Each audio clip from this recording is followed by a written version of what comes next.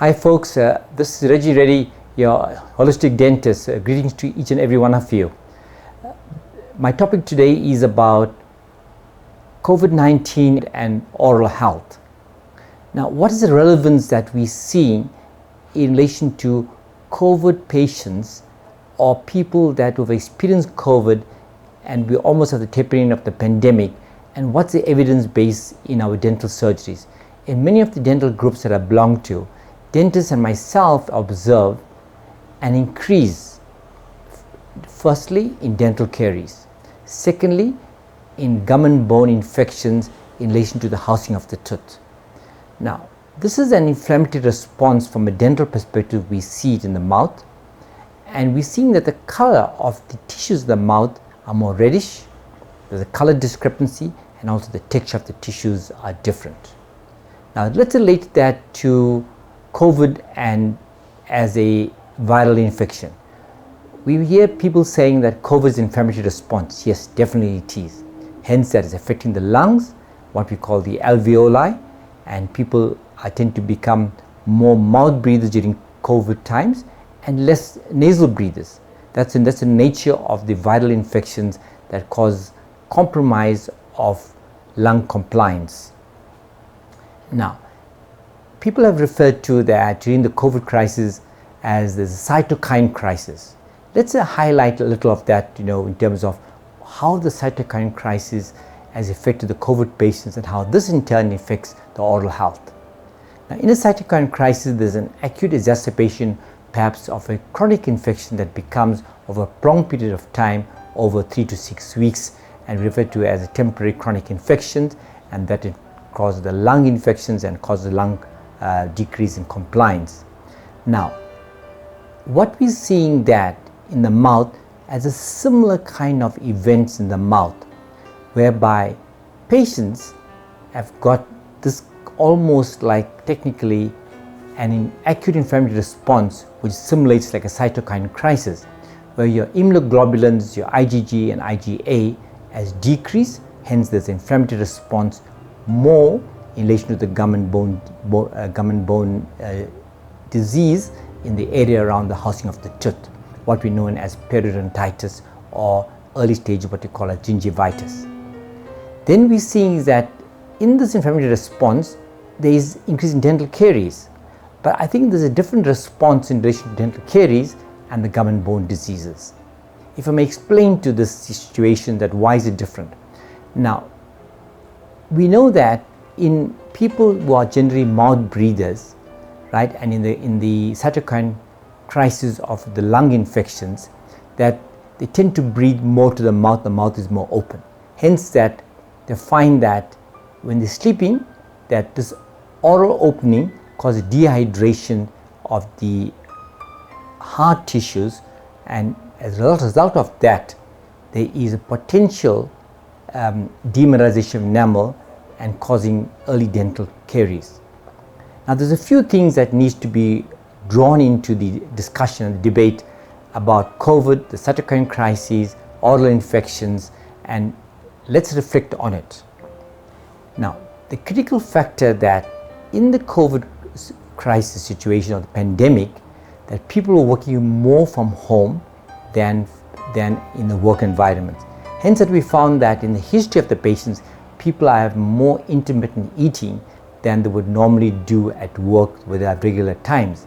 So definitely there is a potential for more plaque accumulation because people tend to eat more, and we know that when you have more snacks, and especially the carbohydrates, the 6 things, maize meal snacks, whether it's rice, bread, pastas, pizzas and potatoes, and all these in foods and snacks tends to affect your pH, whereby the sugar released from the carbohydrates resulting in that these sugars causing the pH to be more acidic than alkaline. And this acidic effects causes demineralization of the enamel and causes early decay, and that's in addition to the formation of plaque, which is rapidly formed when you have intermittent eating than what you would normally have. Right? Now, let's understand the second part of the soft tissue. So when there is intermittent eating, naturally is that the bacteria that we know, that the Staphylococcus and the Streptococcus bacteria that is in the oral arena, that these in terms are more progressive and releasing what you call acid reactions that cause breakdown of the soft tissue. First of all, that we have what you call gingivitis, and then that results in the gum being detached from the surface in relation to the enamel and the dentine, and then you have loss of ligament support. Now, what is the science behind it? What's the evidence base? We're seeing this in the x-rays, that these patients who have not visited the dentist during the pandemic, and we're seeing this now when you take an x-ray and you compare the x-ray to pre-pandemic, there's more loss of bone support in terms of the height of the bone periodontally, right? That means where the tooth is attached to the bone via the periodontal ligament and the gum tissue, there is what you call horizontal and vertical loss of bone, that results in that almost like exacerbated infections, whereby there's a space between the teeth and the gum and the bony area. So that triad resulting in that more plaque accumulation and food accumulation, and on becomes a chronic infection, and then you have acute exacerbations of that infection. Now, how do we address this? Now, almost we call it the post-pandemic areas. Now, the normal static cleaning that we know, yes, that must be done, but we know that we cannot be too aggressive and too invasive by cutting away tissue and doing surgery. So what we're doing more holistic, non-invasive work in treating these periodontal infections. And one of the things that we do in our practice is that besides the cleaning and the polishing, we do what you call is biomechanical cleaning and irrigation. So basically is that we go under the tissues, known as traditionally in dentistry as root planing, but we irrigate the area out with tea tree oil solution, because we know that tea tree is site-specific to bacteria that lives in carbon dioxide. These bacteria that around the gum tissues and the periodontal ligament below the surface of the gum are more prone to bacteria that's affected by carbon dioxide, and as a result of that, tea tree is site-specific to that. Right? In addition to that, we would use a thing called a laser treatment, and we use, in addition to that, if necessary, we would introduce a bone support and some natural